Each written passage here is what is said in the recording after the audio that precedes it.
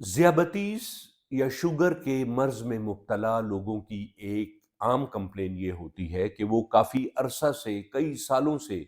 ज़ियाबतीस में मुब्तला है, अगरचे उनकी शुगर लेवल कंट्रोल भी रहता है या थोड़ा बहुत हाई होता है, लेकिन फिर भी उनको फ्रोज़न शोल्डर का मर्ज़ लाहक हो चुका है। वो उनका कोई एक राइट या लेफ्ट कंधे का जोड़ जो है वो जम जाता है, जिसको वो हरकत नहीं दे सकते। तो फ्रोज़न शोल्डर के लिए आम तौर पर स्टेरॉइड के इंजेक्शन या तो जॉइंट में लगाए जाते हैं या फिर मरीज को हॉस्पिटल बुलाकर जनरल एनेस्थीसिया देकर रोटेशन ऑफ द ये शोल्डर जॉइंट की जाती है, इसको घुमाया जाता है और मरीज को ये एक तकलीफ दे प्रोसेस से गुजारा जाता है।